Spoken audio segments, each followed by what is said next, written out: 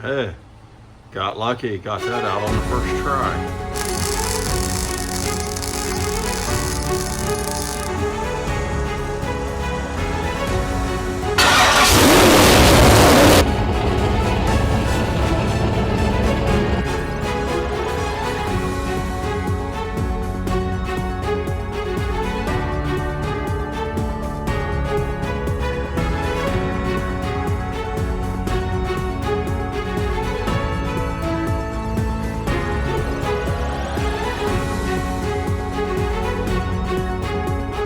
Let's get in the shop and build. Hey guys, what's up? It's Alan from Page Fab, and boy, it's been quite a while since I've done a video. Boy, we've just been meeting ourselves coming and going around here. Finally was able to get out and make a few hits on the old hot rod, and doing well. It's doing well. That air shifter we installed from Precision Performance is gangbusters. As you recall, I never could get the electric shift to work well for me, and I switched to the Precision Performance shifter and air setup, and man, it works phenomenal. The only thing I had an issue with, actually the second time I took it out, I had bought a used regulator and 2 CO2 bottles and some other stuff from Ohio on a good deal. I mean, it was a good deal, $130 for all of it. Some fittings and lines and whatnot. But the second time I went over there, I left my CO2 bottle on because I tested earlier, and you know the lines weren't leaking and all that. And I went out to get in it to go make my next test pass, and it's like I had almost no CO2, and the gauge was all frosted over the regulator. So come to find out, one of the O-rings had let go, and probably just from sitting, I don't know how long the guy had it. He took it in on trade on something else, he told me, so it's been sitting for who knows how long. So anyway, so I had to buy a new CO2 gauge, got that in, that took care of that problem, refilled the tanks, because I ended up using 2 tanks that night, 2 1-pound tanks. But no big deal, I've got a 20-pound fill tank here, so it's no issue. So we got that done, and then we've just been working on figuring out our shift points with the new setup, and my launch points, trying to get my 60-foot time down. And this converter is a tight nitrous converter, because Lord willing, I'll have nitrous on it this winter. So last year when I got the converter, I kind of planned ahead for that. The rings on the motor when it was rebuilt was gapped for nitrous, and so everything's prepped for nitrous. I just got to get the nitrous, get the funds for the nitrous. So that's kind of what we've been doing.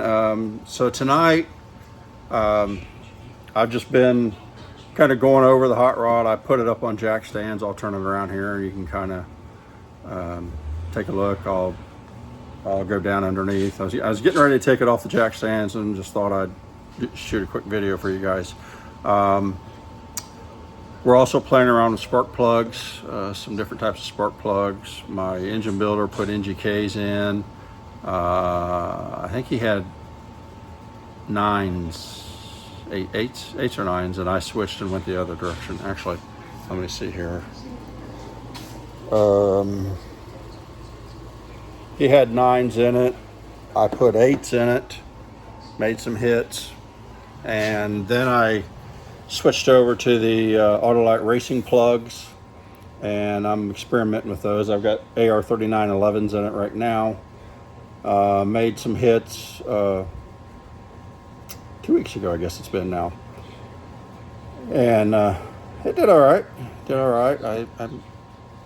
But I also at the same time I launched at a lower RPM to flash my converter more, and that did improve the 60-foot times. but it also hurt my ET on the big end. My mile per hour was still pretty good, about 103, 103.5, so that was good. No complaint there. ET was pretty consistent around 674, 675, right in there. When I was launching at about 400 RPM higher, believe it or not, 400 RPM made a difference. My ETs were around 671, and my mile per hour is about the same. Next time I take it over, which hopefully it'll be next weekend, I won't be able to race. I've got a prior commitment on Saturday with my daughter and son-in-law, but we are going to do some test and tune with it Friday night, Lord willing. And I'm going to do some more experimenting tonight, and I'll flip the camera around and kind of show you what I did. I made a couple of adjustments tonight, and I'm probably going to change the timing on it a little bit more.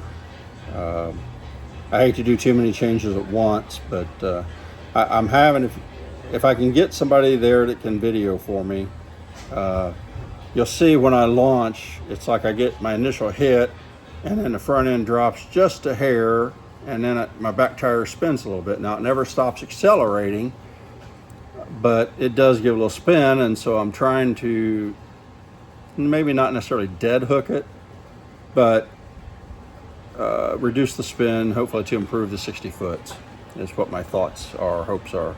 So I'm playing around with that. So I'm running AFCO Viking double adjustable Crusaders. I've been running them from day one. Setup's been actually really good.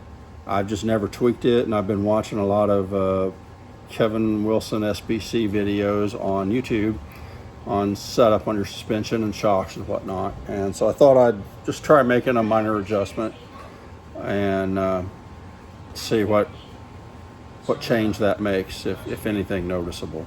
So we'll see. But right now I'm about ready to take it down with jack stands. So let me crawl under there and I will show you what I did.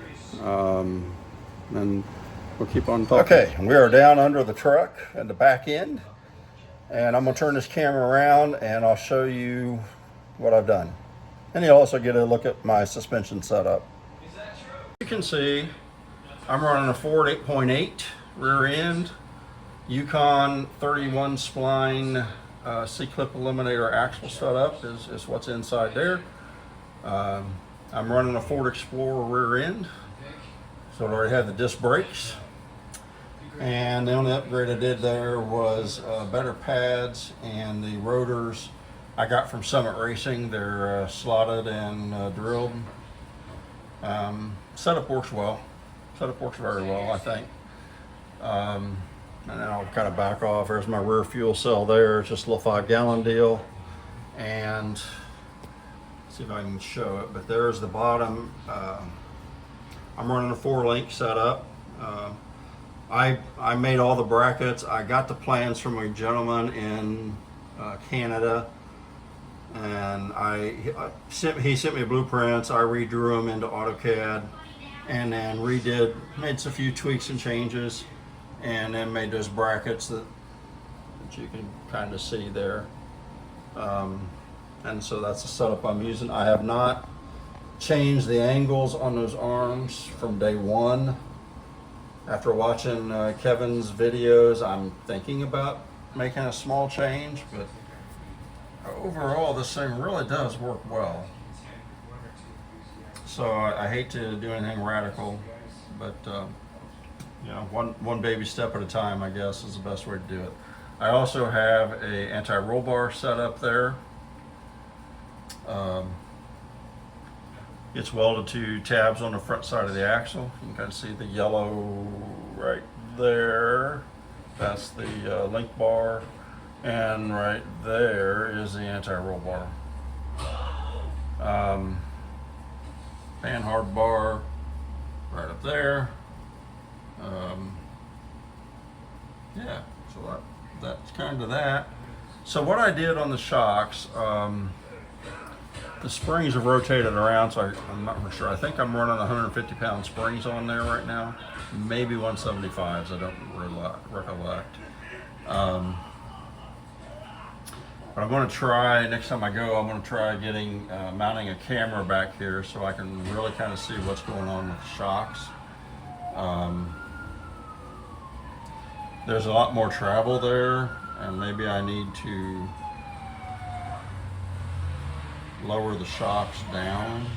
I don't know, we'll see. Looking at Kevin's videos, he'd like to have more more travel there, and it has it. I believe this shock has, I want to say 12 to 14 inches of travel if I remember right. But I can lower these brackets here down and gain some more travel. I got another 2 holes I can drop it down to get more travel out of the shocks. So we'll see. Anyway, what I did tonight, and when we get back up over here, I'll show you my paper. So the settings on these shocks, this is your compression, this is your rebound. So on the back shocks,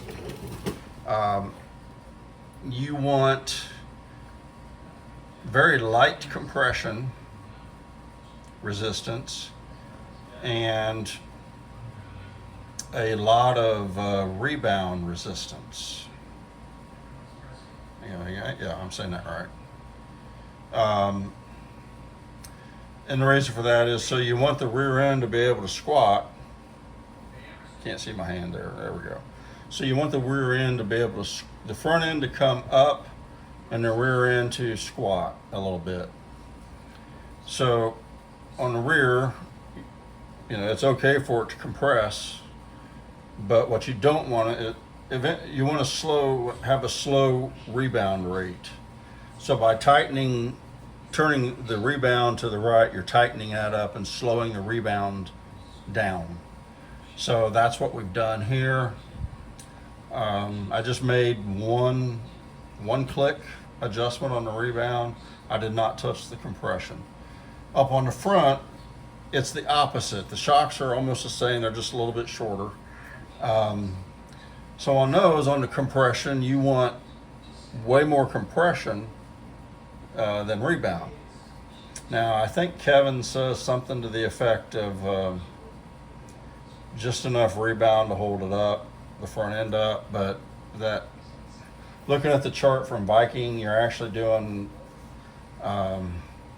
pretty stiff on the rebound, or no, I'm sorry, pretty stiff on the compression and not so much on the rebound, because you want it to, when you launch, you want it to raise up, transfer weight to the back, and then basically you want it to hold it there. And so that's how they instructed me to set it up, and if you look at the charts, that's how they have it set up, or what they recommend, and I'll show you all that here in a minute. But anyway, I just went one more click on the compression, or no, I'm sorry, on the rebound. No, the compression. I want the compression stronger so it can't compress. Yeah. I want to slow the compression down. That's what I'm saying. So anyway, I'll show you that paper here in a minute, but in the meantime, let's get this thing down off these jack stands. I've done, basically what I did was I put it up here, number one, to go through, change the oil and filter. I didn't have to have it jacked up in order to do these shock changes, but while it was here, I did it. And then I just jacked it up so I could have clear access to crawl all the way from end to end on this thing, and just give it a good once over. Make sure all my bolts are tight, bolts and nuts are tight, everything's good to go. Just preventative maintenance, because maintenance is important on a hot rod. I really don't want to be doing over 100 miles an hour and something let loose and we have a wipeout. That would not be good. So anyway, let's get this thing jacked up and get these jack stands out.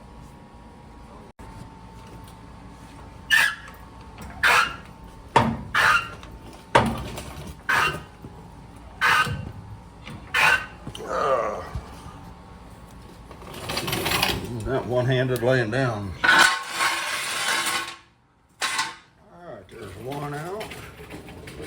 This is the fuel pump that I use to transfer my methanol from the back tank up to the surge tank up front. So good alcohol or methanol rated pump. I think I got it from Jegs if I remember right. All right, get this lowered down and move up to the front.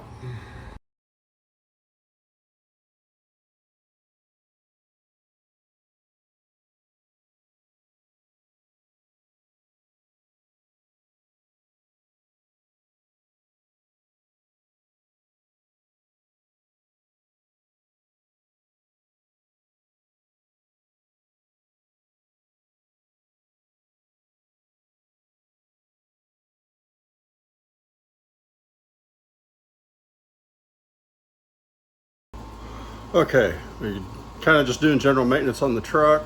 Last two things I have to do before we throw it in the trailer is I got to change the jetting on the mechanical fuel injection, and then we're going to set the timing on it. Won't get the timing done tonight, but we should be able to get the injection jet changed. Now to do that, here's what a jet looks like for mechanical fuel injection for Ron's Fuel. Just a little brass pill, and that hole size, this is an 82, so that's 82 thousandths diameter hole in the middle there. That's what we're going to change, so let's get to it.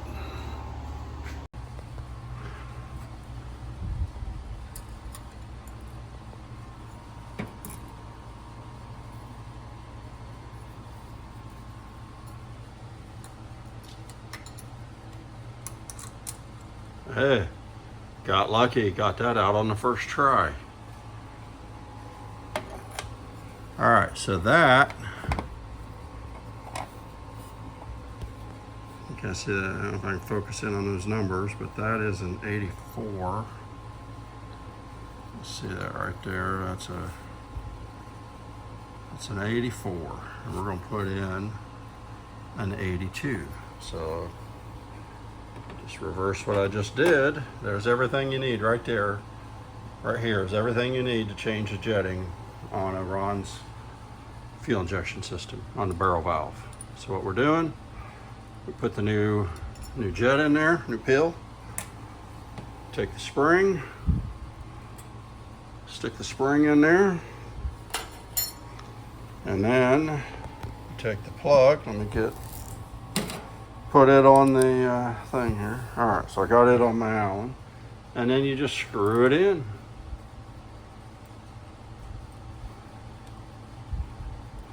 Way easier than doing it on a carburetor.